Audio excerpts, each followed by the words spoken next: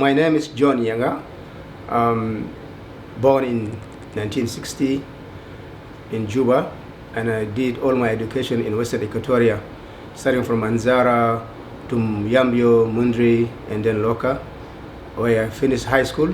And then I went to Egypt for college. I did 2 bachelor degrees, one in geography department and one in theology in Cairo. So I came to US in 2000.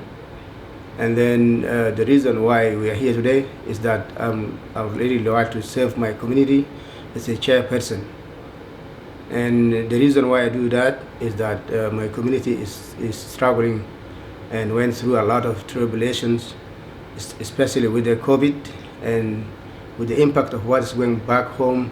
And now we've been scattered a lot, and it's time for us to come together and build that trust again. And I've been here in US for 22 years, and I have enough experience being here that long, being serving this community in various aspects. Like I've been teaching every single family members how to get the license, and then also I've been teaching people how to grow food as a farmer, and also I've been doing some activities like trying to grow the trust among the young people when I try to work with my kids so that they can coordinate with the other kids, especially with the basketball and then the other activities, trying to encourage them to follow their goals for the future.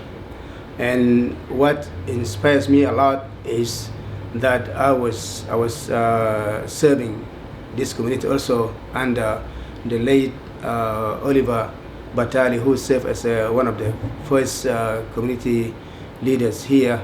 With his experience, I learned from him, and I was a chairperson of social activities and cultural activities. So I would say affairs. So we did one time we coordinate and we arrange when we work together to lead our community towards cultural show or events in, I can't remember the year exactly. And the other thing that with my experience of being working with Sudanese, I was also invited to help Uncle Angelo, who took over also the chairmanship. The difference between me and others is that I'm focusing on what I'm saying. I'm not generalizing. I'm not saying we're going to be doing a lot of good stuff, but as I point at what I'm going to be doing. I say we need to have a community center, and I'm sure my relationship with you people know me. If you're able to raise money, trust me, that money will go to that to that objective. It's not going to be somewhere else. And then I have my job. I have a full-time job. I'm not going to play with the fund that's community fund. I'll be able to keep that money for the best use. And then the other thing is that we talk a lot about community that struggle a lot. Yes, we struggle a lot, but it's time for us to point to which things that we're going to be doing, not just struggling. Yes, we struggle, but we need to do something. This community has a lot of good ideas. People who are educated, people who have they have services back home. They work with the government. They can be able to help me around this idea of building the community. I'm sure all of them know me. I'll be helping them also in other areas. Like I taught a lot of people how to get a license, and they can be able to help me back how to rebuild this community. So I know that all of us are really qualified, but I'm sure people know me better, and I have the experience of doing that because I've been working with the community for a very long time. So I played a great role in previous leaderships, and I've been helping out with other community activities, like when we arrange parties, when we do events. I usually teach people how to cook the way people should eat healthy. So I always grow food and also know how to cook. So I teach people how to grow and also cook for the parties so that we can eat healthy food. As you can see, 63 years old, people always surprised, am I 63 years old? Yes, I am.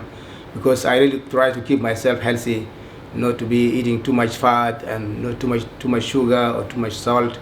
The way I cook for that reason. And most of the people who like my food, they understand that that's how we should eat.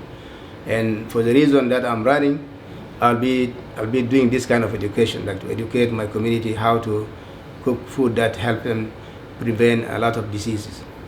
And so most of the stuff that I'll be talking about is around my agenda. The agenda that I'm trying to accomplish is number one is to make sure we have a community center. We've been talking about this for a long time, and it's time for us to really work together to find a way how to secure a center for us.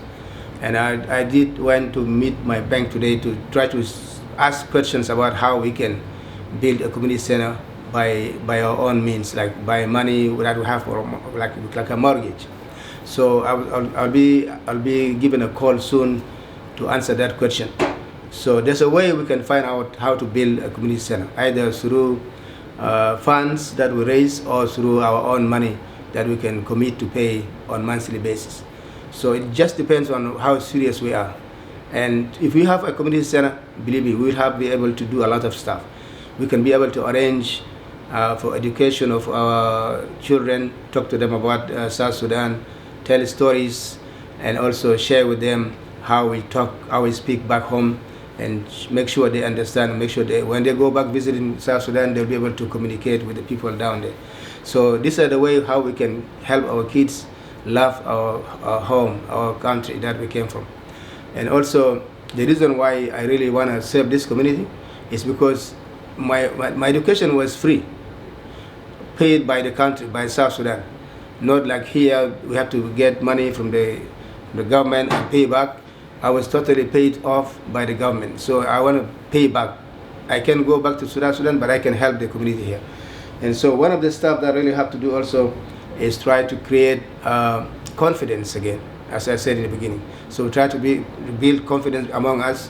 We've been sitting home without visiting each other because of the COVID, but it's time for us now to go back and try to build that relationship. And it will be possible only if you have a center. I can also start by like renting places. There we can not wait until we build the center, but we can start really doing it by renting. And the good news is that the Catholic Church, which is helping us sometimes with the events, the venues, they've reduced the cost. So now, you see, I'll be renting a place to celebrate our late brother Emilio. And last year I paid $1,000 plus for the renting, and this year they asked me only $125. Can you imagine if we have a chance to rent that cheap? Then we can be able to have meetings on a regular basis. Just paying that amount of money just be helpful. Instead of waiting until we build that center, we can start right away. And our activities will be based on our ideas that will come all together. I know that most of the candidates talk about how they want to strengthen the community and how they want to make sure we get together to love each other. But what I'm saying, if we don't have a center, it's very difficult for us to do that. It's very difficult. So this is my agenda, and I'm sure most of you will agree with me.